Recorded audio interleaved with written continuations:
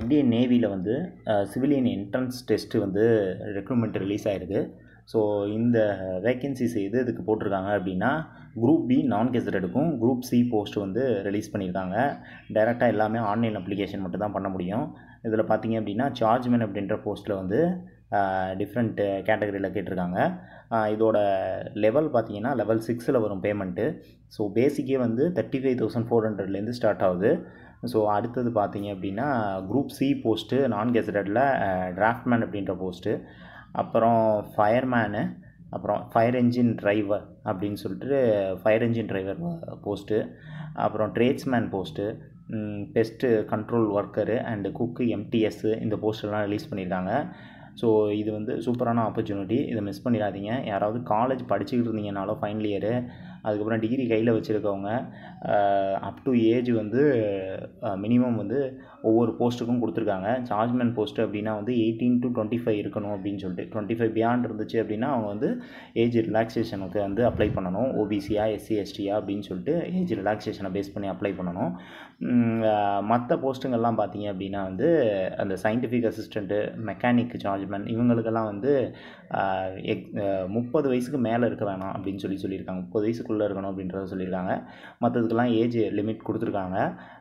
So educational qualification பார்த்தீங்க அப்படின்னா வந்து சார்ஜ்மேன் போஸ்ட்டுக்கு வந்து பேசிக் சயின்ஸு டிகிரி முடிச்சிருக்கணும். ஃபிசிக்ஸு, கெமிஸ்ட்ரி, மேக்ஸு இதில் மாதிரி பிஎஸ்சி படிச்சிருந்தாலே போதும் அப்படின்றாங்க. அது இல்லாட்டி கெமிக்கல் இன்ஜினியரிங் படிச்சிருக்கணும். அம்யூனிஷன் ஒர்க் ஷாப்புங்கிறதுக்கு கெமிக்கல் இன்ஜினியரிங் டிப்ளமோவில் படிச்சிருக்கணும். ஸோ சார்ஜ்மேன் ஃபேக்ட்ரி அப்படிங்கிறதுக்கு வந்து bachelor of science degree in physics, chemistry, maths அதே மாதிரி தான் பிஎஸ்சி ஃபிசிக்ஸோ மேக்ஸோ கெமிஸ்ட்ரியோ படிச்சிருக்கணும். அண்டு டிப்ளமோவில் வந்து எலக்ட்ரிக்கல் எலக்ட்ரானிக்ஸு, மெக்கானிக்கல் எல்லாருமே எலிஜிபிள் இதுக்கு. அதே மாதிரி தான் மெக்கானிக்கும் சேம். என்ன 2 இயர்ஸ் எக்ஸ்பீரியன்ஸ் இதில் கேட்குறாங்க மெக்கானிக் அப்படிங்கிறதுக்கு. அண்டு சயின்டிஃபிக் அசிஸ்டண்ட்டும் அதே மாதிரி தான். சயின்டிஃபிக் அசிஸ்டண்ட்டு பேசிக் வந்து பிஎஸ்சி வந்து ஃபிசிக்ஸ், கெமிஸ்ட்ரி, எலக்ட்ரானிக்ஸு இதெல்லாம் படிச்சிருக்கணும். 2 இயர்ஸ் எக்ஸ்பீரியன்ஸை கேட்குறாங்க. அதே மாதிரி ஒவ்வொரு போஸ்ட்டுக்கான இது கொடுத்துருக்காங்க, எஜுகேஷனல் குவாலிஃபிகேஷன் கொடுத்துருக்காங்க. ஃபயர்மேன்லாம் வந்து ஃபயர்மேன் அப்படின்ற ஃபயர் ஃபைட்டிங் கோர்ஸ் வந்து கம்ப்ளீட் பண்ணியிருக்கணும். பேசிக்காக 12th முடித்து ஃபயர் ஃபைட்டிங் கோர்ஸ் கம்ப்ளீட் பண்ணியிருக்கணும். ஸோ அந்த மாதிரி தான் எல்லாத்துக்கும் கொடுத்துருக்காங்க. ஸோ இது வந்து சூப்பரான ஆப்பர்ச்சுனிட்டி. இதோட nature of work, nature of duty என்ன, ஜாப் ப்ரொஃபைல் என்ன அப்படின்ற டீட்டெயிலும் வந்து கீழே கொடுத்துருக்காங்க. ஒன்றுத்துக்கு என்னென்ன டீட்டெயில் அப்படின்றத கொடுத்துருக்காங்க.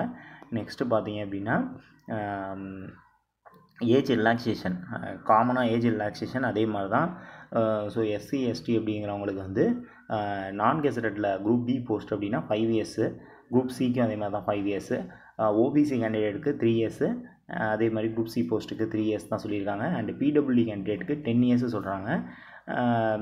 சேம் அதே மாதிரி குரூப் சி போஸ்ட்டுக்கும் அதே மாதிரி தான் சொல்லியிருக்காங்க. ஸோ இதெல்லாம் வந்து எக்ஸ் சர்வீஸ் மேனுக்கும் அதே மாதிரி சொல்லியிருக்காங்க. 3 இயர்ஸ் சர்வீஸ்லேருந்து வந்ததுக்கப்புறம் அப்படின்னு சொல்லியிருக்காங்க. ஸோ எக்ஸாம் ஃபீஸ் பார்த்தீங்க அப்படின்னா 295 ரூபா. இதில் வந்து எதில் வேணாலும் பண்ணலாம். இது நம்ம யூபிஐ ஐடியை வச்சு நம்ம பேமெண்ட் பண்ணிக்கலாம். ஆன்லைனில் மட்டும்தான் அப்ளிகேஷன் பண்ண முடியும். எக்ஸாம் சிட்டிஸு நீங்கள் அப்ளை பண்ணுறப்ப அதில் எக்ஸாம் சிட்டிஸு கேட்டிருப்பாங்க. 3 ப்ரிஃபரன்ஸ் கொடுக்கலாம். அதுக்கு ஒவ்வொரு மல்டிபிள் போஸ்ட் நீங்கள் அப்ளை பண்ணலாம். அப்ளை பண்ணும்போது ஒவ்வொரு போஸ்ட்டுக்கும் ஒவ்வொரு அப்ளிகேஷன் தனித்தனியாக போடணும் அப்படின்னு சொல்லியிருக்காங்க. மோட் ஆஃப் செலெக்ஷன் பார்த்தீங்க அப்படின்னா அப்ளிகேஷன் ஸ்க்ரீனிங் பண்ணி முடிச்சதுக்கு அப்புறம் எக்ஸாமினேஷன் வந்து இந்த பேட்டர்னில் தான் இருக்கும். நார்மலாக நான் டெக்னிக்கல் தான் கேட்குறாங்க. General intelligence, general awareness, quantitative aptitude and English language இது எல்லாத்துலேயுமே 25 கொஸ்டின்ஸு, 100 கொஸ்டின்ஸு. டியூரேஷன் வந்து 90 மினிட்ஸ் சொல்லியிருக்காங்க. அதுக்கான சிலபஸ் வந்து கீழே கொடுத்துருக்காங்க. ஓகேங்களா, ஒன்றுத்துக்கும் சிலபஸ் தனித்தனியாகவே கீழே கொடுத்துருக்காங்க. இந்த நோட்டிஃபிகேஷனை பாருங்கள். எலிஜிபிளாக இருக்கிறவங்க கண்டிப்பாக அந்த நோட்டிஃபிகேஷனுக்கு அப்ளை பண்ணுங்கள். யூஸ்ஃபுல்லாக இருக்கும். தேங்க்யூ.